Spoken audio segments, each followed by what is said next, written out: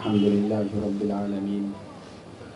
والصلاة والسلام على أشرف الأنبياء والمرسلين محمد بن عبد الله الأمين وعلى آله وأصحابه أجمعين ومن تبعهم بإحسان ودعا بدعوتهم إلى يوم الدين. أما بعد فأعوذ بالله من الشيطان الرجيم. بسم الله الرحمن الرحيم.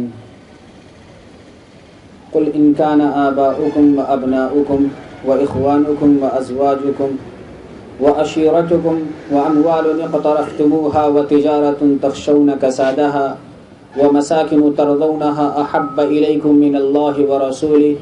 وجهاد في سبيله فتربصوا حتى يأتي الله بأمره إن الله لا يهدي القوم الفاسقين.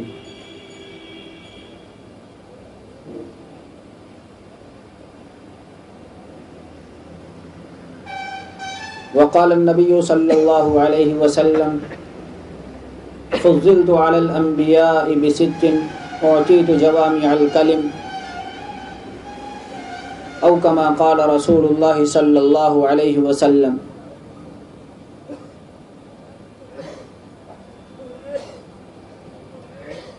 اسٹیج پر تشریف فرما علماء کرام، برادران اسلام، نوجوانان دین و ملت، عزیزان ملت اسلامیہ، میرے بھائیوں، پردہ نشی خواتین اور میری بہنوں،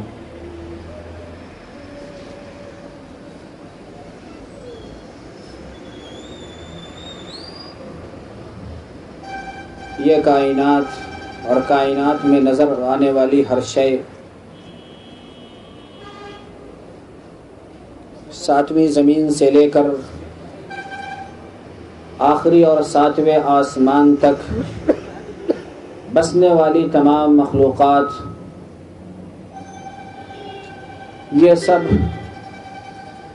اللہ کی مخلوق ہیں. ان تمام مخلوقات کا خالق ایک اللہ کی ذات ہے.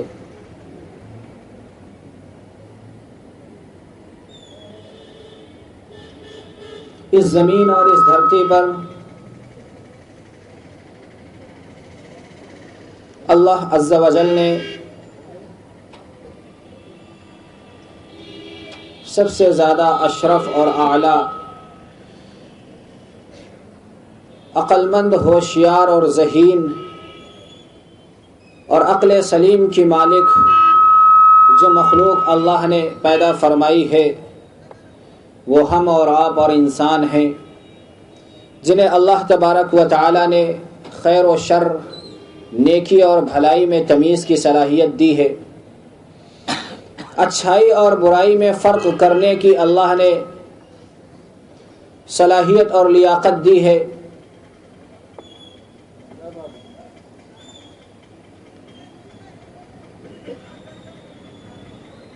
اس مخلوق کو اللہ تبارک و تعالی نے دیگر تمام مخلوقات حتیٰ کہ جنات اور اس سے بڑھ کر ملائک اور فرشتوں سے بھی افضل اور اعلیٰ اللہ تعالی نے بنایا. اسی لیے اللہ تبارک و تعالی نے تمام انسانیت کی ہدایت، رہبری، رہنمائی کے لیے کسی اور مخلوق میں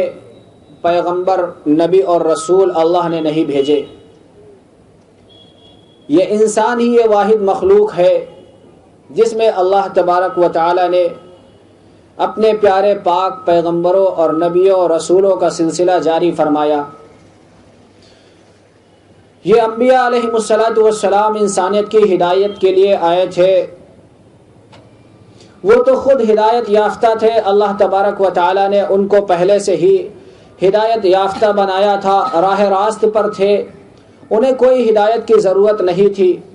لیکن اللہ نہیں چاہتا تھا کہ ہمارے بندے جو دنیا میں ہیں یہ کسی بھی طرح سے دنیا میں رہ کر خدا کی ناراضگی اور جنت سے دوری والے کام کر کے اس دنیا سے رخصت ہو۔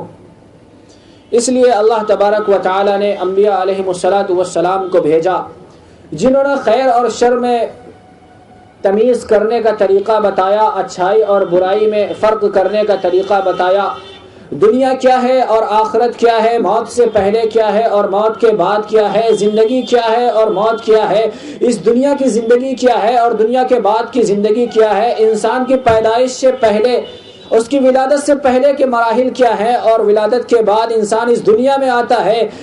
بچپن سے لے کر جوانی تک اور جوانی سے لے کر بڑھاپے تک جن مراحل سے اور جن دور سے گزرتا ہے، جن حالات سے دوچار ہوتا ہے، وہ کیا مسائل ہیں، اور پھر انسان اس دنیا سے جوانی کی حالت میں یا بچپنے کی حالت میں یا بوڑھا ہو کر اپنی عمر پورا کر کے اس دنیا سے رخصت ہو جاتا ہے۔ دنیا سے جانے کے بعد کسی کو جلا کر خاک کر دیا جاتا ہے، کسی کو سمندر میں بہا کر مچھلیوں کے حوالے کر دیا جاتا ہے، اور کسی کو عزت کے ساتھ زمین میں دفن کر دیا جاتا ہے، اور وہاں جانے کے بعد پھر انسان کی زندگی ختم اور فنا ہو جاتی ہے، یا انسان کا کوئی دوسرا عالم اور کوئی دوسری زندگی اور کوئی دوسری دنیا اور کوئی دوسری کائنات اور کوئی دوسرا سلسلہ شروع ہوتا ہے۔ اس پوری کائنات اور ان تمام مراحل کو سمجھانے اور بتانے کے لیے موت و حیات کیا ہے، زندگی اور زندگی سے پہلے کے مسائل کیا ہیں، خیر اور شر کیا ہے، اچھائی اور برائی کیا ہے، بھلائی اور بدی کیا ہے، اس سب کو بتانے کے لیے اللہ تبارک و تعالی نے انبیاء علیہم السلام کو بھیجا،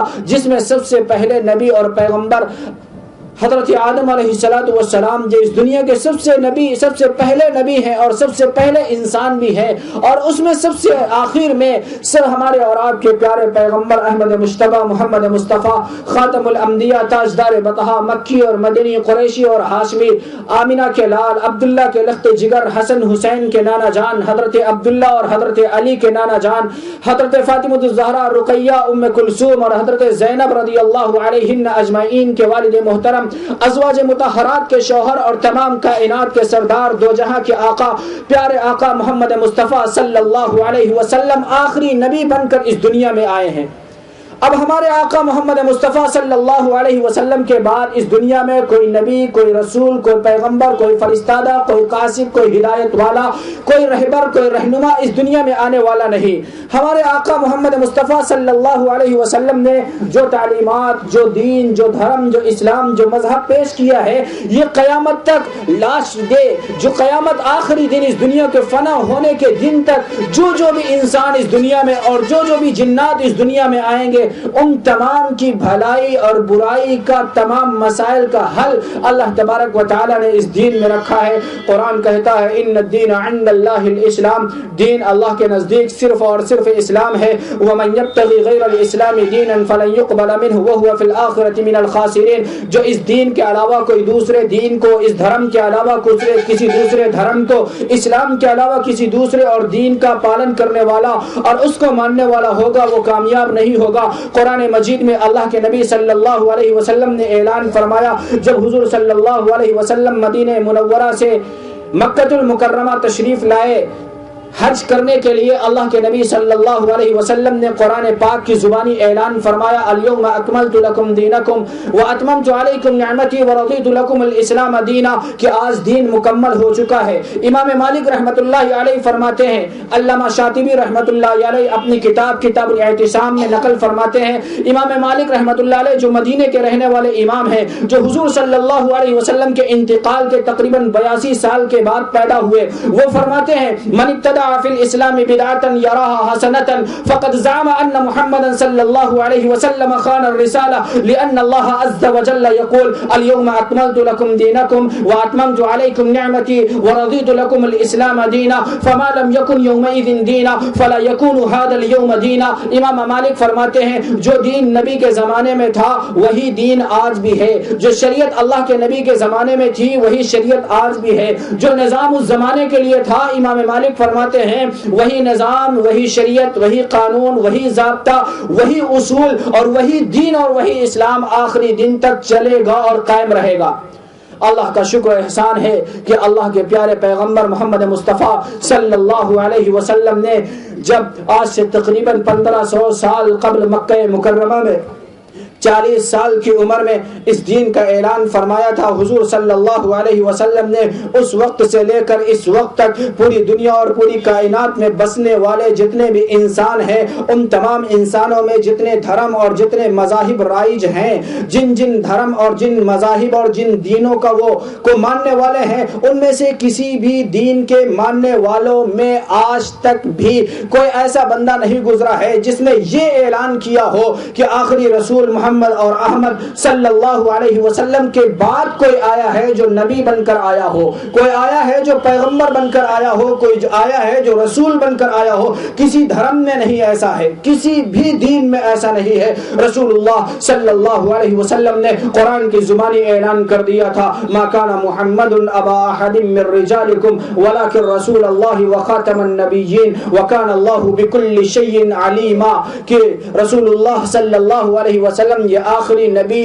آخری رسول ہیں، آپ کے بعد کوئی نبی اور رسول نہیں ہے۔ اللہ کے نبی کے اس اعلان کے بعد اس وقت سے لے کر آج تک جتنے دھرم رائج ہیں ان میں سے کسی بھی دین کے ماننے والوں میں آج تک یہ اعلان نہیں ہوا ہے اس نے یہ کہا ہو کہ آخری رسول محمد صلی اللہ علیہ وسلم کے بعد بھی ہمارے دین اور دھرم میں کوئی نبی اور پیغمبر آیا ہے۔ اگر موسیٰ کا دین اس زمانے کے لیے ہوتا تو موسیٰ کا معجزہ آج بھی موجود ہوتا۔ عیسیٰ علیہ السلام کے ماننے والوں نے کہا کہ وہ مردے کو زندہ کر دیتے تھے اور مٹی کی چڑیا بنا کر اڑا دیتے تھے۔ کانفرنس میں بات ہوئی کہ موسیٰ عیسیٰ علیہ السلام کا دین اور دھرم اگر اس زمانے کے لیے اس دور کے لیے بھی ہوتا تو آج بھی عیسیٰ علیہ السلام کے یہ معجزہ اور ان کا یہ کمال آج بھی موجود ہوتا۔ لیکن پیارے آقا محمد مصطفیٰ صلی اللہ علیہ وسلم کا جو معجزہ حضور کے زمانے کے لیے تھا وہ معجزہ حضور کا آج بھی موجود ہے، وہ معجزہ قیامت تک موجود رہے گا۔ رسول اللہ صلی اللہ علیہ وسلم نے اپنے دور میں وہ معجزہ پیش کیا تھا، وہ معجزہ آج بھی ہے اور قیامت تک کے لیے وہ معجزہ ہے۔ حضور نے اپنے زمانے میں چیلنج کیا تھا، آج بھی وہ چیلنج موجود ہے اور قیامت تک کے لیے وہ چیلنج موجود ہے۔ قرآن نے اعلان کیا تھا، جب قرآن کے نہ ماننے والوں نے، قرآن کا پالن نہ کرنے والوں کو رسول اللہ صلی اللہ علیہ وسلم کو نبی اور پیغمبر، رسول اور فرستادہ اور آقا اور پیغمبر اور پیامبر اور رسول اور ہادی بشیر اور نذیر نہ ماننے والوں نے جب یہ کہا تھا کہ حضور محمد صلی اللہ علیہ وسلم تو اپنی طرف سے قرآن بنا کر پیش کر دیتے ہیں، تو قرآن نے اسی وقت اعلان کیا تھا، قل لئن اجتمعت الانس والجن على ان يأتوا بمثل هذا القرآن لا يأتون بمثله ولو كان بعضهم لبعض ظهيرا، کہ کہتے ہو کہ قرآن کو محمد نے خود بنا کر پیش کر دیا ہے، یہ آکاشیک پستک نہیں ہے، یہ آسمانی گرنتھ نہیں ہے، یہ اللہ کی طرف سے نازل ہونے والی کتاب اور یہ آخری دین اور دھرم کی یہ آخری کتاب نہیں ہے۔ اگر اس میں تمہیں کچھ شک ہے، کچھ اگر تمہیں تذبذب ہے تو آؤ اس جیسا قرآن تم بھی بنا کر پیش کر دو۔ محمد بھی عربی زبان بولنے والا ہے، تم بھی عربی زبان بولنے والے ہو، تمہاری اور محمد کی زبان میں کوئی ڈفرنس اور کوئی فرق نہیں ہے۔ جس قبیلے اور خاندان اور برادری اور ذات کے تم ہو، اسی خاندان اور برادری اور ذات کا یہ محمد صلی اللہ علیہ وسلم بھی ہے۔ قرآن نے اس وقت چیلنج کیا تھا کہ اس جیسا قرآن پیش کر دو، وہ اس جیسا قرآن پیش نہیں کر سکے، تو قرآن نے پھر آگے بڑھ کر کے کہا ہے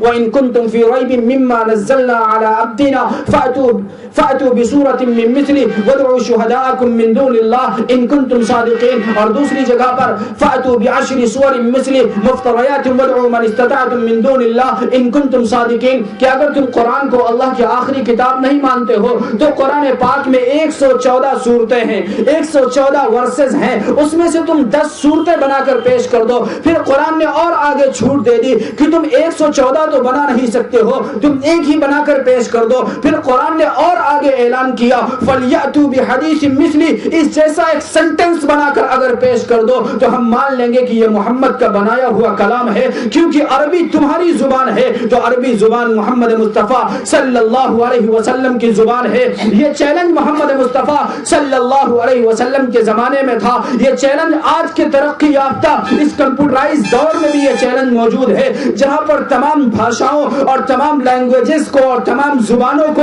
ایک کلک کے اوپر اور ایک بٹن کے اوپر جمع کر دیا گیا ہے، اور ساری دنیا کی تمام زبانوں کو ایک سافٹ ویئر میں جمع کر دیا گیا ہے۔ اس دور میں بھی یہ قرآن چیلنج کرتا ہے اور قیامت تک یہ چیلنج موجود ہے۔ اگر کوئی محمد مصطفیٰ ہمارے اور آپ کے پیارے آقا ساری کائنات میں بسنے والے جتنے انسان ہیں ان تمام انسانوں کا نبی اور پیغمبر اگر کوئی نہیں مانتا ہے تو محمد مصطفیٰ کے اوپر نازل ہونے والی قرآن کا اس جواب پیش کرے،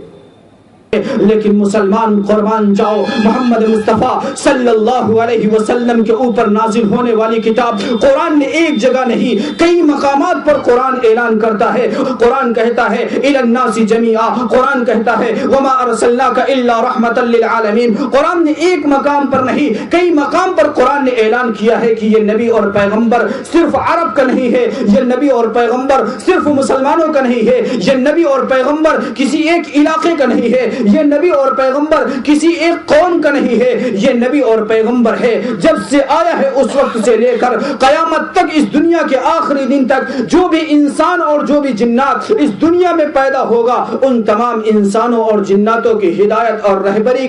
کی ضمانت اور دین اور دھرم اور وہ تعلیمات لے کر اس دنیا میں آنے والا صرف اور صرف ایک ہے، وہ رسول اللہ صلی اللہ علیہ وسلم کی ذات گرامی ہے۔ حضور صلی اللہ علیہ وسلم کے اس اعلان کے بعد سے لے کر اب تک اللہ کا شکر و احسان ہے، تمام کتابوں میں جہاں جہاں بھی رسول اللہ صلی اللہ علیہ وسلم کا تذکرہ موجود تھا، ہماری دھارمک کتابوں میں، ہمارے ہندو بھائیوں کی کتابوں میں 31 مرتبہ رسول اللہ صلی اللہ علیہ وسلم کا تذکرہ نراشنس کے نام سے ملتا ہے، ہمارے ان دھارمک کتابوں میں محمد کے نام سے نبی صلی اللہ علیہ وسلم کا تذکرہ ملتا ہے، ان کی اتھروید، یجروید، رگ وید اور سام وید ان دھارمک کتابوں میں اور پرانوں میں بھی ان کی کتابوں میں تذکرہ ملتا ہے، نبی کا احمد کے نام سے تذکرہ ملتا ہے۔ نیو ٹیسٹامنٹ اور اولڈ ٹیسٹامنٹ جو عیسائیوں کی جو کرسچنز کی بک ہیں ان کی بھی کتابوں میں نبی صلی اللہ علیہ وسلم کا تذکرہ، آپ کے اوریجنل نیم اصل نام کے ساتھ نبی کا تذکرہ محمد اور احمد کے ساتھ آج بھی موجود ہے، جبکہ اس میں ایک نہیں سینکڑوں مرتبہ 100 سے زائد ہزاروں مرتبہ اس میں چینجنگ ہو چکی ہے۔ ہر پبلشر، ہر مکتبہ والا، ہر کتب خانے والا، کتاب کو چھاپنے والا اس میں کچھ نہ کچھ چینجنگ اور رد و بدل کرتا ہے، لیکن رسول اللہ صلی اللہ علیہ وسلم چونکہ قیامت تک کے لیے نبی اور پیغمبر تھے، اس لیے اللہ تبارک و تعالی نے ایسا نظام بنایا ہے کہ آج بھی حضور کا تذکرہ ہر جگہ موجود ہے۔ ہمارے رسول صلی اللہ علیہ وسلم آخری نبی اور پیغمبر ہیں، اب ہمیں اپنے آخری نبی صلی اللہ علیہ وسلم کی تعلیمات کو خود بھی فالو کرنا ہے اور دوسروں تک بھی ان تعلیمات کو پہنچانا ہے، خود بھی نبی کو نبی اور پیغمبر مان کر چلنا ہے اور دوسروں کو بھی نبی کی تعلیمات پر چلانا ہے، خود بھی خیر اور شر میں بھلائی اور خود بھی خیر اور شر کو سمجھنا ہے، دوسروں کو بھی خیر اور شر سمجھانا ہے، خود بھی روشنی اور تاریکی میں فرق کرنا ہے، دوسروں کو بھی روشنی اور تاریکی میں فرق سمجھانا ہے، خود کو توحید اور شرک سمجھنا ہے، دوسروں کو بھی توحید اور شرک سمجھانا ہے، خود بھی ایکیشور واد کو سمجھنا ہے اور دوسروں کو بھی ایکیشور واد سمجھانا ہے، خود کو مورتی پوجا اور غیر اللہ کی پوجا سمجھنا ہے اور دوسروں کو بھی سمجھانا ہے۔ یہ تعلیمات محمد مصطفیٰ صلی اللہ علیہ وسلم کے لیے صرف مسلمانوں کے لیے نہیں ہے، نبی صلی اللہ علیہ وسلم کی تعلیمات ساری دنیا کے انسانوں کے لیے ہیں۔ آئیے محمد مصطفیٰ احمد مجتبی تاجدار بطحا صلی اللہ علیہ وسلم کی ایک دو تعلیمات کو دیکھتے ہیں کہ حضور صلی اللہ علیہ وسلم اس دنیا میں تشریف لائے ہیں، آخری نبی پیغمبر بن کر آئے ہیں، ساری دنیا اور ساری انسانیت کے لیے کون سی ہدایت لے کر آئے ہیں، کون سی روشنی لے کر آئے ہیں، کون سی رہنمائی اور کون سی بھلائی کی چیز لے کر آئے ہیں۔ نبی صلی اللہ علیہ وسلم جب اس دنیا میں تشریف لائے ہیں، سب سے پہلے پیارے آقا صلی اللہ علیہ وسلم نے اعلان فرمایا ہے، دیکھو آسمان و زمین، چاند ستاروں کو دیکھو، افلا ينظرون الى الابل كيف خلقت والى السماء كيف رفعت والى الجبال كيف نصبت والى الارض كيف سطحت۔ اللہ کے نبی صلی اللہ علیہ وسلم نے اس بلند و بالا آسمان کو دیکھو، اس چوڑی چکلی زمین کو دیکھو، ان بلند و بالا پہاڑ کو دیکھو، چلتے ہوئے جانوروں کو دیکھو اور اس سمندر کے لہلاتے ہوئے سمندر اور پانی کو دیکھو اور ان باغیچوں کو دیکھو اور پھول کو دیکھو، پھول میں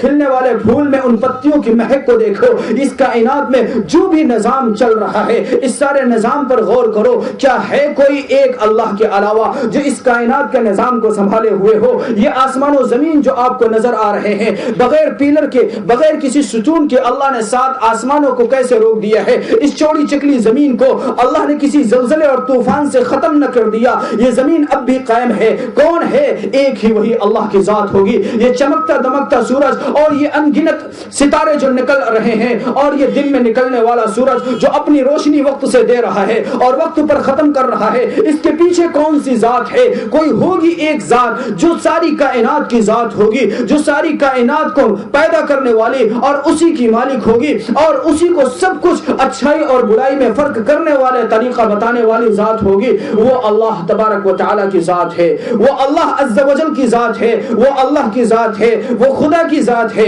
وہ ایشور کی ذات ہے, وہ گاڈ کی ذات ہے, وہ لارڈ کی ذات ہے. وہ اللہ ایک اللہ ہے جس نے اس ساری کائنات کا نظام بنایا ہے, جو اتنی بڑی بڑی مخلوقات کا نظام بنانے والا ہوگا. کیا وہ ایک چلتے پھرتے انسان, دو پیر دو ہاتھ کے مالک, دو آنکھ اور ایک کان, دو کان اور ایک زبان کے مالک اور اس چھوٹے سے دھڑ کے مالک انسان کو اللہ تبارک و تعالی نے کوئی نظام نہیں دیا ہوگا, کوئی ضابطہ اللہ نے کیا کوئی نہیں دیا ہوگا, کوئی اللہ نے کیا کوئی طریقہ نہیں بتایا ہوگا. جب اللہ نے چاند کو طریقہ بتایا ہے, اب نکلنا ہے تب ڈوبنا ہے, سورج کو ایک نظام دیا ہے, کب تمہیں گردش کر کے اپنے گردش کو پورا کرنا ہے, ستاروں کی جھلملاہٹ کا ایک نظام اللہ نے مقرر کیا ہے, آسمان و زمین میں جتنی کائنات میں مخلوقات ہیں سب کا اللہ نے جب نظام بنایا ہے, اس نظام کے مطابق ساری کائنات کی چیزیں چل رہی ہیں. تو کیا اللہ نے ہمارے اور آپ کے لیے کوئی نظام نہیں بنایا ہوگا؟ یقیناً اللہ نے نظام بنایا ہوگا. اسی نظام کو سمجھانے اور بتانے کے لیے پیارے پیغمبر محمد مصطفیٰ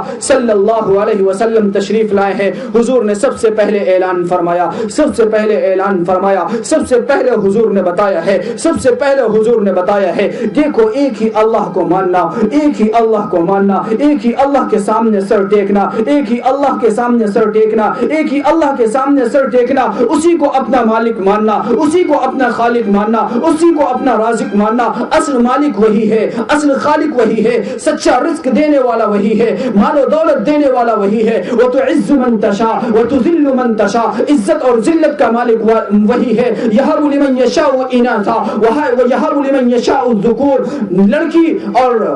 لڑکی اور لڑکا اس میں فرق کرنے والا اور ان کی ولادت اپنے نظام کے مطابق کرنے والا وہی ہے. جتنا بھی دنیا میں نظام چل رہا ہے اصل مالک وہ اللہ کی ذات ہے. لہذا اللہ کی ذات کے علاوہ کسی اور کے سامنے سر میں ٹیکنا, رسول اللہ صلی اللہ علیہ وسلم نے یہ تعلیم دی ہے, حضور نے یہ تعلیم دی ہے. ہماری اس دنیا, ہمارے اس وطن کی کتابوں میں بھی یہ تعلیم موجود ہے, یہ تعلیم موجود ہے کہ ایک اللہ کی مان کر چلو, ایکم برہما, ایک ہی تو تیرا برہما ہے, ایک ہی تیرا برہما ہے, ایک ہی تیرا ایشور ہے, اسی کے سامنے سر ٹیکنا, اسی کی پوجا کرنا, ایک ایشور کی کسی اور کے سامنے سر مت ٹیکنا. رسول اللہ صلی اللہ علیہ وسلم نے جو یہ تعلیم پیش فرمائی ہے کہ اللہ کے علاوہ کسی اور کے سامنے مت ٹیکنا سر, یہ صرف نبی صلی اللہ علیہ وسلم کی تعلیم نہیں ہے. آپ سے پہلے جتنے آئے ہیں تمام نبیوں اور پیغمبروں اور آج بھی ان تمام کتابوں میں حضور صلی اللہ علیہ وسلم کی اس تعلیم کے مطابق موجود ہے کہ ایک ہی اللہ ہے, ایک ہی اللہ ہے, ایک ہی ایشور ہے. نبی کے زمانے میں 360 بت, 360 مورتیاں مکے کے اندر خانہ کعبہ میں رکھی ہوئی تھی. اللہ کے نبی صلی اللہ علیہ وسلم نے فرمایا, دیکھو ان پتھروں کو تو تم خود اپنے ہاتھ سے تراشتے ہو, ان کی شکل و صورت تو تم خود اپنے ہاتھ سے بناتے ہو, ان کے ہاتھ پیر ناک کان تو تم خود اپنے ہاتھ سے بناتے ہو. جو اپنے ہاتھ پیر بنانے میں محتاج ہو, ناک کان بنانے میں محتاج ہو, جو ایک جگہ سے دوسری جگہ سے چل کر نہ جا سکتا ہو, اپنے اوپر بیٹھنے والی مکھی کو بھی ہٹا نہ سکتا ہو, وہ کس چیز کا مالک ہوگا؟ نبی نے فرمایا کہ نہیں نہیں, یہ مالک نہیں ہے, مالک اللہ کی ذات ہے. ان 360 بتوں کو چھوڑ کر کے آؤ, ایک ایشور واد کی طرف آؤ, ایک اللہ کی پوجا کی طرف آؤ, ایک اللہ کی اپاشنا کی طرف آؤ. ایک نبی کی تعلیم دے کر حضور نے اعلان فرمایا تھا صفا پہاڑی پر کھڑے ہو کر کے, قولوا لا الہ الا اللہ تفلحوا, قولوا لا الہ الا اللہ تفلحوا, قولوا لا الہ الا اللہ تفلحوا. دیکھو ایک اللہ سے ہونا مان لو, تمہارے لیے کامیابی ہے. اللہ کو چھوڑ کر دوسروں سے ہونا مانو گے تو تمہارے لیے کامیابی نہیں ہے. سب سے پہلے ہمارے پیارے نبی صلی اللہ علیہ وسلم کی یہ تعلیم تھی, جو ہمارے اسلام دھرم کی صرف تعلیم نہیں ہے, ہمارے تمام اسلام دھرم کے علاوہ اور بھی جو دین اور دھرم اس دنیا میں رائج ہیں ان سب کی بھی یہی تعلیم ہے کہ اللہ ایک ہے, اللہ ایک ہے. سب کی کتابوں میں موجود ہے. نبی صلی اللہ علیہ وسلم نے یہ تعلیمات پیش فرمائی ہیں. آپ نے ایک بار نہیں ہزاروں بار سنا ہوگا, سینکڑوں بار آپ نے سنا ہوگا. حضور کن مصائب سے گزرے ہیں, 3 سال تک پیارے آقا نے خفیہ طور پر لوگوں سے ایک ایک مل کر ان کے گھر گھر جا کر ملاقات کر کے ان سے مصافحہ کر کے ان سے معانقہ کر کے اپنی محبت کا اظہار کر کے انہیں بتایا ہے کہ دیکھو شرک کیا ہے، اسلام کیا ہے، دین کیا ہے، توحید کیا ہے، ایکشور واد کیا ہے، کفر کیا ہے اور نہ کفر کیا ہے، اور توحید کیا ہے اور اسلام کیا ہے اور غیر اسلام کیا ہے، دین کیا ہے، بے دینی کیا ہے، ظلمت کیا ہے اور ظلمت کیا ہے اور روشنی کیا ہے، اس سب میں فرق بتایا ہے رسول اللہ صلی اللہ علیہ وسلم نے۔ اور پھر اس کے لیے جو مصائب برداشت کیے ہیں، جو مشکلات برداشت کیے ہیں، جو حضور نے پریشانیاں برداشت کی ہیں، وہ آپ کو معلوم ہے۔ 5 سال کے اندر پیارے آقا محمد مصطفیٰ صلی اللہ علیہ وسلم کے دست اقدس میں رسول اللہ کے ہاتھ میں ہاتھ دے کر نبی کا کلمہ پڑھنے والے، نبی کے دین کو ماننے والے، نبی کو نبی اور پیغمبر ماننے والے 360 بتوں کو چھوڑ کر ایک اللہ سے ہونے کا یقین کر کے اللہ کے نبی سے وعدہ کرنے والے 5 سال کے اندر صرف 40 افراد ایسے تھے جنہوں نے نبی صلی اللہ علیہ وسلم کو نبی مانا ہے۔ حضور نے 13 سال تک یہ تبلیغ کے فرائض انجام دیے ہیں۔ جب انتہائی حضور پریشان ہو گئے ہیں لوگوں کی تکلیفوں اور ان کی پریشانیوں اور اذیتوں کی وجہ سے، حضور نے اس کے لیے اپنا گھر بار قربان کر دیا ہے اور حضور مکہ مکرمہ سے ہجرت فرما کر مدینہ طیبہ تشریف لائے ہیں۔ مدینہ طیبہ آنے کے بعد حضور کا استقبال کیا ہے مدینے کے رہنے والے صحابہ نے، انصار صحابہ نے حضور کا استقبال کیا۔ استقبال ہونے کے بعد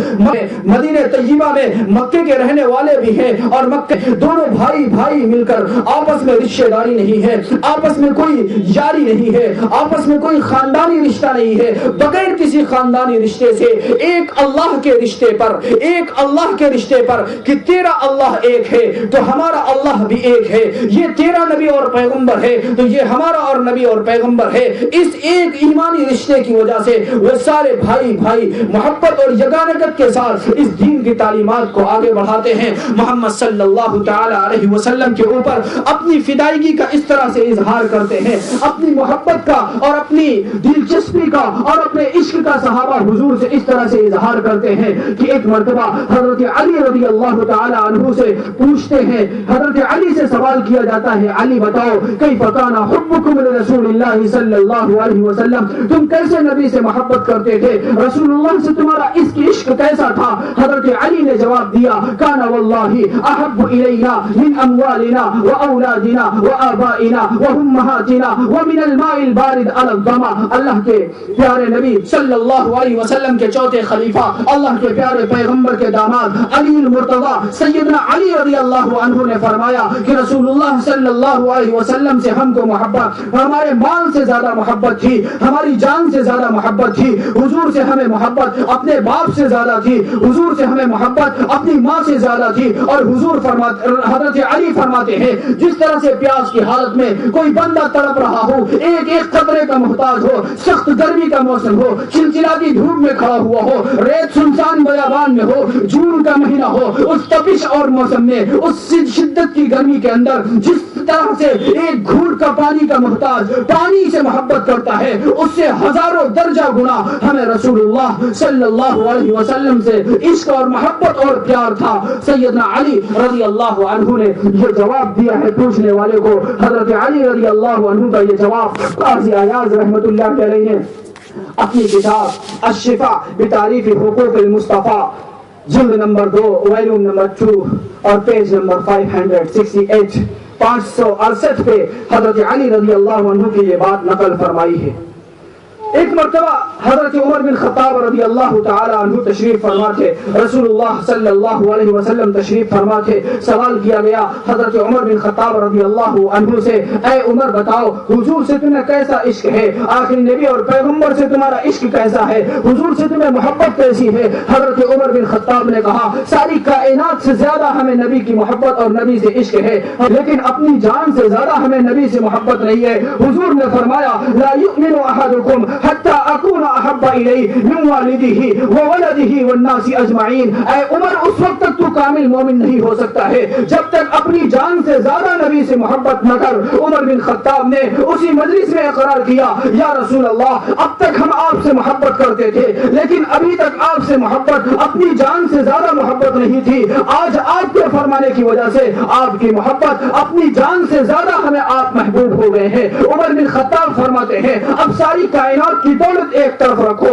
عمر بن خطاب کی جان نکال کر ایک طرف رکھو اور سوال کرو مجھ سے اے عمر تجھے تیری جان محبوب ہے یا یہ ساری کائنات کی دولت محبوب ہے؟ یا مجھ سے سوال کر محمد مصطفیٰ کی ذات تجھے محبوب ہے؟ عمر بن خطاب فرماتے ہیں جان کو میں ٹھوکر مار کر کے موت کو قبول کر سکتا ہوں, ساری کائنات کی دولت کو ٹھوکر مار کر سے میں غریبی اور مفلسی کو قبول کر سکتا ہوں, لیکن عمر سے یہ نہیں ہو سکتا ہے کہ محمد مصطفیٰ صلی اللہ علیہ وسلم کے قدموں میں ایک کانٹا بھی چھپ جائے. حضرت عمر بن خطاب رضی اللہ تعالی عنہ فرماتے ہیں یا رسول اللہ اب آپ سے تو ہمیں ساری کائنات حتیٰ کہ اپنی جان اپنے ماں باپ سے زیادہ محبت ہو گئی ہے. رسول اللہ صلی اللہ علیہ وسلم کی عمر پاک جب تقریباً 58 سال کی ہوئی, 58-59 سال کے قریب حضور صلی اللہ علیہ وسلم کی عمر ہوئی. حضور عمرے کے ارادے سے مدینہ طیبہ سے مکہ مکرمہ تشریف لے جا رہے تھے لیکن حضور نہ پہنچ سکے. ادھر کا ایک جاسوس نبی صلی اللہ علیہ وسلم اور آپ کے صحابہ کے حالات جاننے کے لیے آتا ہے, حالات جا کر ادھر بتاتا ہے. دونوں لوگ حضور مکے میں داخل نہیں ہو پاتے ہیں, کعبۃ اللہ میں داخل نہیں ہو پاتے ہیں اور حضور کو وہی روک دیا جاتا ہے حدیبیہ کے مقام پر.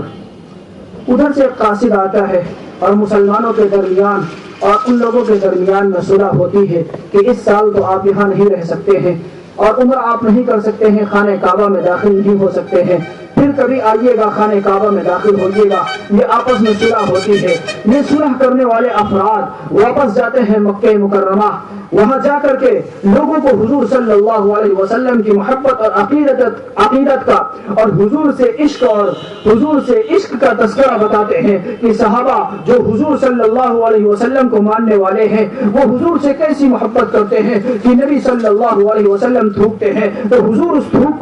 صحابہ اس تھوک کو زمین پر گرنے نہیں دیتے ہیں. حضور وضو فرماتے ہیں, وضو کا پانی زمین پر گرنے والا ہوتا ہے. صحابہ لپک کر اس وضو کے پانی کو لے کر کے اپنے منہ پر اور اپنے چہرے پر مل لیا کرتے ہیں. صحابہ حضور کے تھوک کو اور حضور کے تھوک مبارک کو, تھوک نہیں حضور کے تھوک مبارک کو, حضور کے لعاب دہن کو حضور صلی اللہ علیہ وسلم کے وضو کے گرنے والے پانی کو لے کر اپنے چہرے سے مل لیا کرتے ہیں. اتنی محبت کرنے والے ہیں. ابو سفیان جو حضور کا رشتہ دار ہے, کسی زمانے میں حضور کا اتنا سخت ترین دشمن تھا, اس سے کوئی سوال کرتا ہے بتاؤ محمد صلی اللہ علیہ وسلم کے ماننے والے محمد سے کتنی محبت کرتے ہیں؟ ابو سفیان کا جواب ہے ابو سفیان ابھی ایمان نہیں لایا ہے. ابو سفیان نے ابھی محمد کو محمد صلی اللہ علیہ وسلم نبی نہیں مانا ہے. ابھی یہ محمد کا دشمن ہے, ابھی محمد سے نفرت کرنے والا ہے. ابو سفیان سے سوال ہوتا ہے ابو سفیان بتاؤ محمد کو ماننے والے محمد سے کتنی محبت کرتے ہیں؟ ابو سفیان جواب دیتے ہیں ما رأيت احدا من اصحاب محمد صلی اللہ علیہ وسلم, میں نے محمد صلی اللہ علیہ وسلم کے صحابہ سے زیادہ دنیا میں کسی انسان کو نہیں دیکھا جو اپنے سردار کو حضور سے زیادہ محبت کرنے والے ہو. صحابہ حضور سے جتنی محبت کرتے ہیں کائنات میں کوئی انسان, کوئی بادشاہ اور سردار بھی ایسا نہیں ہے جس سے اس کے ماننے والے اور اس کے ماتحت رہنے والے افراد اس سے محبت کرنے والے ہو. یہ کس کا جواب ہے؟ یہ کس کی رپورٹ ہے؟ وہ ہے جو حضور کے ہاتھ پر ابھی ایمان نہیں لایا ہے. رسول اللہ کی صحابہ کی آپس میں محبت کا تذکرہ ان الفاظ میں کرتا ہے. یہ ابو سفیان کا تذکرہ سیرت ابن ہشام میں یہ تذکرہ موجود ہے. ہمارے رسول صلی اللہ علیہ وسلم یہ پیغام لے کر اس دنیا میں آئے ہیں. حضور صلی اللہ علیہ وسلم نے کہ ہاتھوں پر جس نے ایمان قبول کیا ہے وہ حضور کا اس طرح دل دادا ہوا ہے کہ حضور ہی نہیں، حضور کی ذات ہی نہیں، حضور کا تھوک بھی محبوب ہو گیا ہے، حضور کی ذات ہی نہیں، حضور کے ہاتھوں سے گرنے والا پانی بھی محبوب ہو گیا ہے۔ لیکن جو اس نے حضور کو نہیں دیکھا ہے، نبی کی تعلیمات کو نہیں دیکھا ہے، اسے ایسا لگا کہ حضور صلی اللہ علیہ وسلم جو تعلیمات لے کر آئے ہیں یہ میاں بیوی میں جدائیگی کرنے والی تعلیمات ہیں، یہ رشتہ داروں میں نفرت پھیلانے والی تعلیمات ہیں، یہ خاندان کو لڑانے والی تعلیمات ہے، یہ ایک دوسرے میں اختلاف پیدا کرنے والی تعلیمات ہے۔ لیکن جس نے بڑھ کر حضور کی مجلس کو دیکھا ہے اسے اقرار کرنا پڑا ہے کہ پیارے آقا محمد مصطفیٰ صلی اللہ علیہ وسلم کی تعلیمات یہ محبت سے بھری ہوئی ہے، الفت اور چاہت سے بھری ہوئی ہے۔ ایک صحابی حضور کی خدمت میں آتا ہے، ایک شخص حضور کی خدمت میں آتا ہے، حضور کو قتل کر حضور کے چچا کو قتل کرنے والا ہے، حضور کے پیارے چچا حضرت حمزہ کا قاتل ہے، حضرت حمزہ کو شہید کرنے والا ہے۔ نبی صلی اللہ علیہ وسلم کی خدمت میں حاضر کیا جاتا ہے، اندر سے پریشان حال ہے، آج تو حضور بدلہ لیں گے، آج تو حضور کسی نہ کسی چیز کا اظہار کریں گے، اپنی نفرت کا اظہار کریں گے۔ حضور اس کو قریب بٹھاتے ہیں، صحابہ کو پیچھے کر دیتے ہیں، کہتے ہیں اسے قریب لاؤ اور اس سے پوچھتے ہیں بتا تو نے کیسے حمزہ کو شہید کر دیا تھا، میرے چچا کو کیسے شہید کر دیا تھا؟ وہ بتاتا ہے کہ میں نے آپ کے چچا کو اس طرح سے شہید کر دیا، لیکن یا رسول اللہ اب میں اپنے جرم کا اعتراف کرتے ہوئے میں تیری دربار تیری خدمت میں آیا ہوا ہوں، کیا ہمارے لیے معافی ہے؟ رسول اللہ فرماتے ہیں جا تیرے لیے معافی ہے۔ حضور فرماتے ہیں میرے چچا کا قاتل جا آج تو بھی معاف ہے۔ چچا کو قتل کرنے والا نبی کی خدمت میں آ کر کے نبی کے دربار سے معافی لے کر کے جاتا ہے۔ ابو جہل جو حضور کے راستے میں کنکر بچھانے والا نہیں، حضور کے راستے میں کانٹے بچھانے والا نہیں، بلکہ حضور سے سب سے پہلے جنگ کرنے والا، حضور کی فوج کے سامنے اپنی فوج کو لانے والا، نبی کی فوج کے سامنے سب سے پہلے اپنی فوج کو لانے والا وہ ابو جہل، اس کا بیٹا حضور کی خدمت میں آتا ہے، رسول اللہ کی بارگاہ میں آتا ہے، اپنے جرم کا اعتراف کرتا ہے، نبی سے پوچھتا ہے کہ ہمارے لیے معافی ہے۔ حضور فرماتے ہیں واقعی تو اتنے بڑے ظالم شخص کا بیٹا ہے، لیکن اللہ یہ نہیں دیکھتا ہے یہ اولاد کس کی ہے، اللہ تو یہ دیکھتا ہے اس کے دل میں عقیدت اور محبت ہے یا نہیں ہے۔ واقعی یہ اللہ کی محبت اور پیارے آقا صلی اللہ علیہ وسلم کی محبت کے جذبے سے دین اسلام کو قبول کر رہا ہے یا نہیں؟ اگر قبول کرتا ہے جو آج تجھے بھی معافی ہے۔ نبی صلی اللہ علیہ وسلم کی بارگاہ میں چچا کا قاتل آتا ہے وہ بھی معاف ہے، جنگ کو فوج کو سامنے لانے والا اس کا بیٹا آتا ہے وہ بھی معاف ہے۔ اور اس سے بڑی بات کیا ہوگی؟ حضور صلی اللہ علیہ وسلم کی عمر شریف 62 سال کی ہوتی ہے، حضور مدینہ طیبہ سے چلتے ہیں، مکہ مکرمہ حاضر ہوتے ہیں۔ آج حضور کے ساتھ میں 1,44,000 صحابہ اکرام حضور کے ساتھ ہیں۔ حضور صلی اللہ علیہ وسلم حج فرماتے ہیں، حضور حج فرماتے ہیں، دین کی تکمیل ہو جاتی ہے۔ نبی صلی اللہ علیہ وسلم کعبۃ اللہ میں داخل ہوتے ہیں، کعبۃ اللہ کے ایک ایک بت کو وہاں سے نکال کر کے باہر کر دیا جاتا ہے، دین اسلام کا پرچم کعبۃ اللہ پر لہرا دیا جاتا ہے۔ حضرت بلال حبشی کو کہا جاتا ہے بلال آج تو کھڑا ہو کعبہ کے اوپر اور ایک اللہ کی پکار کو بلند کر دے اور بتا دے یہ کعبہ پوری دنیا کے بیچ سینٹرل میں ہے، بیچ میں ہے، آج یہاں سے اعلان کر دے پوری دنیا میں اللہ اکبر اللہ اکبر۔ اب پوری دنیا میں ایک اللہ کا نظام، ایک اللہ کے قانون اور اسی اللہ کی طرف سے آنے والے پیغمبر اور اسی پیغمبر پر آنے والی کتاب اور اسی پیغمبر پر نازل ہونے والی اللہ کی طرف سے تعلیمات، وہی نظام اور شریعت اب چلے گی۔ ابو بکر صدیق رضی اللہ عنہ ساتھ میں ہے، عمر فاروق اعظم ساتھ میں ہے، عثمان غنی ساتھ میں ہے، علی المرتضی ساتھ میں ہے، 1,24,000 یا 1,44,000 صحابہ اکرام ساتھ میں چلتے ہیں۔ حضور صلی اللہ علیہ وسلم کی وہاں پر دین میں تکمیل ہوتی ہے۔ ابھی حضور صلی اللہ علیہ وسلم نے اس تکمیل دین کا اعلان نہیں فرمایا ہے، ابھی دین مکمل نہیں ہوا ہے، ابھی شریعت مکمل نہیں ہوئی ہے۔ اس سے 2 سال قبل، اس سے تقریباً 2 سال قبل حضور صلی اللہ علیہ وسلم مکہ آتے ہیں، عمرے کے لیے حضور مکہ تشریف لاتے ہیں۔ حضور صلی اللہ علیہ وسلم کے ساتھ لشکر ہے، فوج ہے، حضور کے ساتھ لشکر ہے، فوج ہے۔ حضور صلی اللہ علیہ وسلم مکے میں آئے ہیں،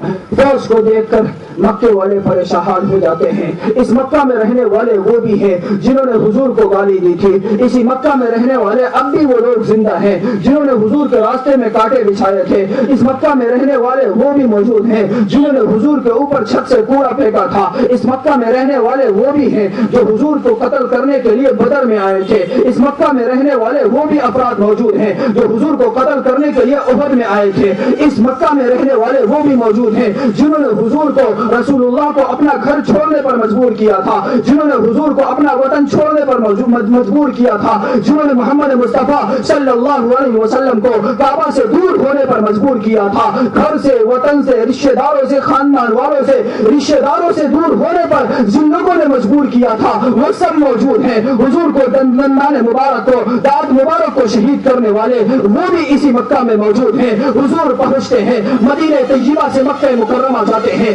اب حضور کی حکومت حضور کے ہاتھ میں ہے, سلطنت حضور کے ہاتھ میں ہے, بادشاہ حضور کے ہاتھ میں ہے, قیادت حضور کے ہاتھ میں ہے, حکمرانی حضور کے ہاتھ میں ہے, سب کچھ اب حضور کے ہاتھ میں ہے. اللہ کے نبی سردار بن کر جاتے ہیں, اللہ کے نبی فاتح بن کر جاتے ہیں, حاکم اور حکمراں بن کر جاتے ہیں, بادشاہ بن کر جاتے ہیں, سارے عرب کے سردار بن کر جاتے ہیں, سارے عرب کے حکمراں بن کر جاتے ہیں. اب ہر شخص پریشان حال ہے, ہر شخص پریشان حال ہے. رسول اللہ لیکن اس انداز سے داخل ہوتے ہیں. سیرت نگار اپنی کتابوں میں لکھتے ہیں, حضور کی سیرت لکھنے والے سیرت نگار اپنی کتابوں میں لکھتے ہیں حضور اونٹنی پر بیٹھے ہوئے ہیں. رسول اللہ کس طرح سے داخل ہوتے ہیں؟ حضور صلی اللہ علیہ وسلم انتہائی تواضع کے ساتھ چلتے ہیں, عاجزی کے ساتھ چلتے ہیں, خاکساری کے ساتھ چلتے ہیں, فروتنی کے ساتھ چلتے ہیں, بہت ہی جھک کر چلتے ہیں. اور ایسے جھک کر چلتے ہیں, اتنا جھک کر چلتے ہیں, بعض کتابوں میں ملتا ہے حضور چلتے ہیں تو حضور کی پیشانی مبارک اونٹ کے اوپر, اونٹنی کے اوپر نکلا ہوا جو کوہان ہے اس کوہان مبارک سے حضور کی پیشانی لگ جایا کرتی ہے.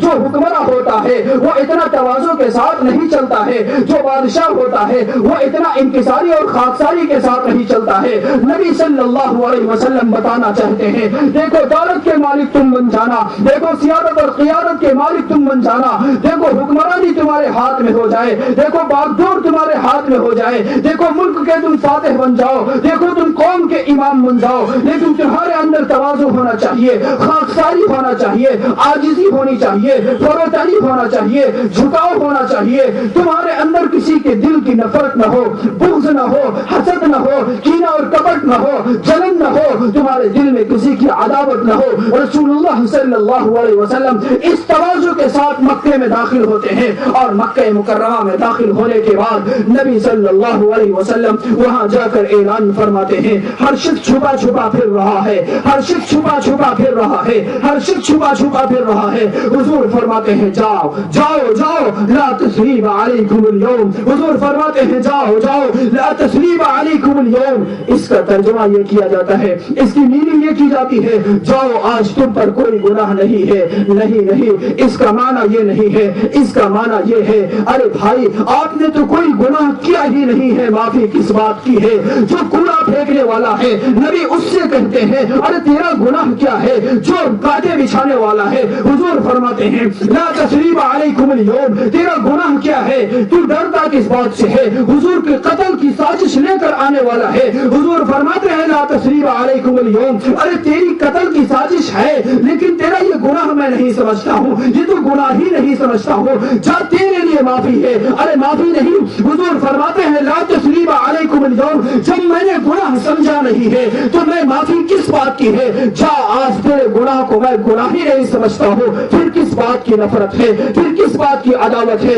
حضور صلی اللہ علیہ وسلم نے اتنے بڑے مجرموں کے ساتھ میں, حضور نے اتنے بڑے دین کے قاتلوں کے ساتھ میں اس محبت کا اظہار فرمایا ہے, کس موقع پر اظہار فرمایا ہے. اگر نبی چاہتے ایک ایک کی گردن اڑوا دیتے, لیکن نبی نے تعلیم دی ہے یہ دین آیا ہے انسانیت کا پیغام لے کر آیا ہے, یہ دین آیا ہے محبت کا پیغام لے کر آیا ہے, یہ دین آیا ہے الفت کا پیغام لے کر آیا ہے, یہ دین آیا ہے مانوتا کا سندیش لے کر آیا ہے, یہ دین آیا ہے انسانی جذبات کو فروغ دینے کے لیے آیا ہے، یہ دین آیا ہے انسانیت کے جذبات کو فروغ دینے کے لیے آیا ہے، یہ دین نفرت پھیلانے کے لیے نہیں آیا ہے، یہ دین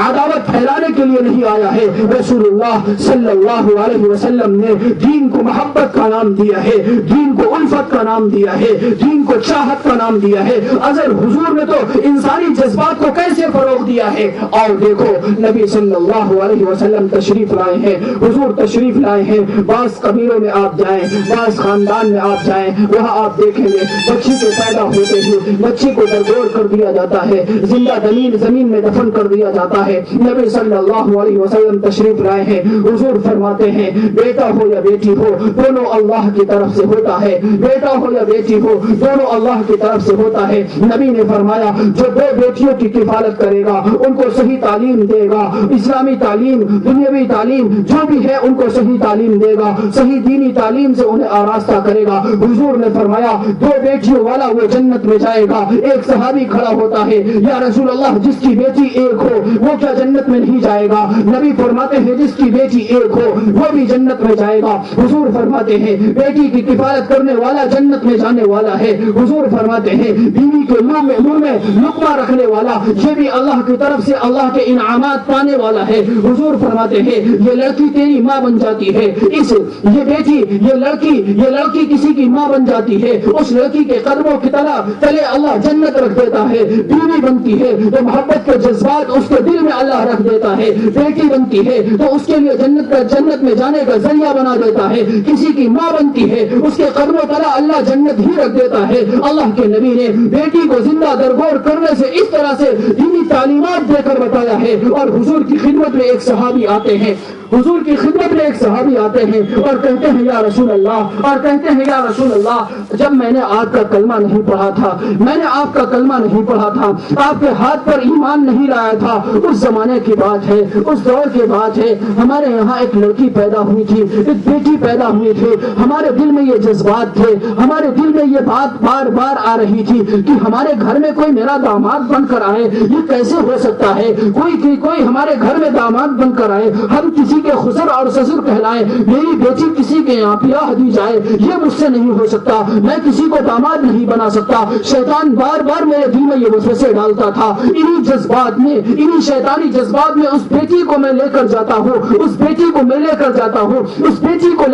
ہوں۔ وہ صحابی فرماتے ہیں یا رسول اللہ میں نے بہت بڑا گناہ کیا ہے، بڑا جرم کر دیا ہے، بہت بڑا جرم کیا۔ حضور فرماتے ہیں بتائیے کیا کیا؟ حضور صحابی فرماتے ہیں میں نے آسمان زمین سے بڑا گناہ کیا ہے۔ نبی دریافت کرتے ہیں ذرا بتائیے تو صحیح گناہ کیا ہوا ہے؟ صحابی فرماتے ہیں اس بیٹی کو میں لے جاتا ہوں، گڑا کھودتا ہوں، وہ بیٹی کہتی ہے کیوں کھود رہے ہیں اس گڑے کو؟ گڑا ہم کھودتے ہیں، بیٹی اس کی مٹی کو باہر نکالتی ہے، پھر بھی ہمارے دل میں اس کی محبت نہیں آتی ہے، مٹی اڑ کر ہمارے چہرے پر آتی ہے، وہ بیٹی ہمارے چہرے سے مٹی کو صاف کرتی ہے، لیکن ہمارے دل میں وہ شیطانی جذبات ہیں، ہمارے دل میں انسان کا دل نہیں ہے، ہمارے دل میں انسان کا دل نہیں تھا، ہمارے دل میں دل ہمارا پتھر تھا۔ یا رسول اللہ اس کی اس محبت کو دیکھ کر ہمارے دل کی محبت پھر بھی نہیں جاگتی ہے، ہم پھر بھی گڑے کو کھود کر کے اس بیٹی کو اس میں دفن کر دیتے ہیں۔ یا رسول اللہ میں نے اتنا بڑا سنگین جرم کیا ہے، آج تیری بارگاہ میں تیرا کلمہ پڑھنے کے لیے حاضر ہوا ہوں۔ یا رسول اللہ جو بیٹی اللہ کی طرف سے تھی، جو اولاد اللہ نے دی تھی، میں نے اتنا بڑا جرم کیا، کائنات میں اس سے بڑا جرم نہیں ہو سکتا۔ رسول اللہ آپ بتائیں، حضور آپ بتائیں کہ اللہ اس گناہ کو معاف فرمائے گا؟ صحابی وہ جرم بیان کرتے ہیں، بیٹی کی عقیدت اور محبت کو بیان کرتے ہیں، کفر کے زمانے کے حالات ان کی نگاہوں کے سامنے ہیں، وہ گڑا کھودنے کا منظر ان کے سامنے ہے، وہ بیٹی کی محبت بھرے جذبات سامنے ہے، اور وہ چہرے سے مٹی کو چھاڑنا سامنے ہے، اور گود میں اٹھا کر کے اس بیٹی کو لے جانا سامنے ہے، اور پھر زندہ اس میں دفن کر دینا، اور اس کی چیخوں پکار سامنے ہے۔ وہ صحابی کے جذبات میں ڈوب کر کہتے ہیں یا رسول اللہ بیٹی کی چیخیں ہم سن رہے ہیں، لیکن پھر بھی ہمارے دل میں جذبات بالکل سرد پڑ چکے ہیں، محبت کے جذبات ختم ہو چکے ہیں۔ یا رسول اللہ بتائیں کیا یہ جرم ہمارا معاف ہو سکتا ہے؟ صحابہ بلبلا اٹھتے ہیں، صحابہ رو اٹھتے ہیں، حضور کی مجلس میں ایک سما پیدا ہو جاتا ہے، ہر صحابی کے منہ سے، ہر صحابی کی آنکھ سے آنسو جاری ہے۔ اتنا بڑا سنگین جرم کیا ہے، لیکن حضور کے دربار میں آتا ہے، رسول اللہ سے کہتا یا رسول اللہ اتنا بڑا جرم میں نے کیا، کیا یہ جرم معاف ہے؟ حضور فرماتے ہیں الاسلام ان الاسلام یہدم ما کان قبلہ، ان الاسلام یہدم ما کان قبلہ۔ حضور فرماتے ہیں جب تو نے کلمہ پڑھ لیا، اس کلمے کی برکت سے جب تو ایمان لے آیا، اس ایمان کی برکت سے اللہ سارے گناہوں کو معاف فرما دیتا ہے، اس ایمان کی برکت سے اللہ سارے گناہوں کو معاف فرما دیتا ہے۔ اللہ تو اتنی بڑی، اس سے کتنی بڑی توبہ قبول کرنے والا ہے۔ ایک توبہ کرنے والا موسیٰ کے زمانے میں کسی بیابان میں ہے، اللہ کے سامنے روتا اور گڑگڑاتا ہے، اللہ کے سامنے روتا اور گڑگڑاتا ہے، اللہ کے سامنے معافی مانگتا ہے، اللہ اسے معاف فرما دیتے ہیں۔ رسول اللہ صلی اللہ علیہ وسلم موسیٰ کے زمانے میں معافی مانگنے والے، اللہ کے نام لینے والے کا تذکرہ فرماتے ہیں۔ رسول اللہ صلی اللہ علیہ وسلم نے اس طرح سے دینی جذبات کو فروغ دیا ہے، اس طرح سے رسول اللہ صلی اللہ علیہ وسلم نے دینی جذبات کو فروغ دیا ہے۔ ہم اسی آخری نبی اور پیغمبر کے نام لیوا ہے۔ جو بھی کائنات میں رہنے والا انسان ہے، اللہ کو ایک ماننے والا ہے، آخری نبی صلی اللہ علیہ وسلم کو آخری نبی ماننے والا ہے، اور یہ سوچنے والا ہے کہ اس دنیا سے جانے کے بعد کوئی دوسری دنیا ہے۔ ایسا شخص ایمان والا ہے، اور اس ایمان والے بندے سے جو بھی خطائیں اور گناہ، جو بھی غلطیاں اور نافرمانی ہو جاتی ہے، اللہ فرماتا ہے ایک مرتبہ میری بارگاہ میں آ کر دیکھو، اللہ فرماتا ہے ایک مرتبہ اللہ کے در پر آ کر دیکھو، اللہ کہتا ہے ایک مرتبہ میرے سامنے سر جھکا کر دیکھو، اللہ کہتا ہے ایک مرتبہ تم میرے سامنے ہاتھ اٹھا کر دیکھو، اگر میں تیرے سارے گناہوں کو معاف نہ کر دوں تو تم مجھے خدا نہ کہنا۔ رسول اللہ حضور صلی اللہ علیہ وسلم نے اللہ کی اس توبہ کرنے والے سے محبت کا تذکرہ یوں فرماتے ہیں کہ ایک شخص جس کا مال و اسباب کسی سواری پر ہے، وہ کسی جنگل اور بیابان میں جاتا ہے، اس کی سواری اور اس کا مال و اسباب سارا اس سے چلا جاتا ہے، اسی سواری پر مال و اسباب ہے، وہ سواری، وہ اونٹ، وہ گھوڑا گم ہو جاتا ہے، وہ پریشان حال ہے، پینے کے لیے پانی نہیں ہے، کھانے کے لیے کوئی غذا نہیں ہے، ایسی صورت میں پریشانی کے عالم میں اب تو کچھ نہیں ہے، مرنا ہے، موت ہمارے حوالے ہے، موت کے انتظار میں جنگل بیابان میں ایک درخت کا سہارا لے کر لیٹ جاتا ہے، اس حال میں کہ کب ہمیں موت آ جائے۔ اچانک اس کی آنکھ کھلتی ہے، دیکھتا ہے کہ سواری اس کے سامنے موجود ہے، اس سواری کو دیکھ کر بہت خوش ہوتا ہے۔ اللہ کے نبی صلی اللہ علیہ وسلم نے فرمایا یہ شخص اپنی سواری کو، مال اور اسباب کو دیکھ کر جتنا خوش ہوتا ہے، اللہ کہیں زیادہ اس بندے سے خوش ہوتا ہے جو اللہ کی نافرمانی کرنے کے بعد سجدے میں آ کر اللہ سے دعا کرتا ہے، جو اللہ کی بارگاہ میں آ کر کے اللہ کے سامنے ہاتھ اٹھا کر کے اپنے گناہوں پر ندامت کے آنسو بہاتا ہے، اللہ کے سامنے روتا اور گڑگڑاتا ہے، یا اللہ ہم نے دولت کے نشے میں چور ہو کر تیری نافرمانی کی، ہم نے حکمرانی کے نشے میں چور ہو کر تیری نافرمانی کی، ہم نے بڑائی کے نشے میں چور ہو کر تیری نافرمانی کی، ہم نے تیری نافرمانی دن اور رات کی ہے، تنہائی میں کی ہے، مجمع میں کی ہے، ہر جگہ تیری نافرمانی کی ہے۔ اس نافرمانی کا اقرار ایک مرتبہ اللہ کی بارگاہ میں کرتا ہے، اللہ اس کی خطاؤں کو معاف فرما دیتا ہے، اور اللہ اتنا اس کی توبہ سے خوش ہوتا ہے جتنا وہ بندہ بھی اپنی سواری ملنے سے خوش نہیں ہوتا ہے، جتنا وہ سنسان بیابان میں بندہ اپنی سواری سے ملنے سے خوش نہیں ہوتا ہے۔ ہمارے اور آپ سے ایک نہیں ہزاروں لغزشیں اور ہزاروں گناہ پیارے نبی صلی اللہ علیہ وسلم کی تعلیمات کے ہوئے ہیں۔ رسول اللہ صلی اللہ علیہ وسلم کے ہم امتی ہیں، ہمیں نبی سے عشق و محبت اور پیار ہے، رسول اللہ سے عشق و محبت کا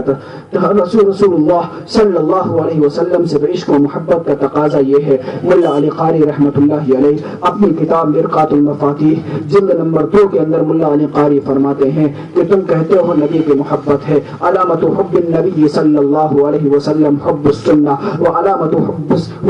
حب السنہ بغض الدنیا وعلامت بغض الدنیا اللہ یاخذ الا زادا یبلغه الى العقبہ. تم کہتے ہو نبی کی محبت ہمارے دل میں ہے. نبی کی محبت کی علامت یہ ہے کہ تمہیں سنت سے نبی کے طریقوں سے محبت ہو, اور نبی کے طریقوں سے محبت کی علامت یہ ہے, نبی کے طریقوں سے محبت کی علامت یہ ہے کہ تمہیں دنیا سے محبت نہ ہو, اور دنیا سے محبت نہ ہونے کی علامت یہ ہے دنیا سے صرف اتنا حاصل کرنے کی کوشش کرو کہ تمہاری زندگی تمہیں اللہ سے ملا دے, تمہاری زندگی کسی کے سامنے ہاتھ پھیلائے بغیر تمہیں اللہ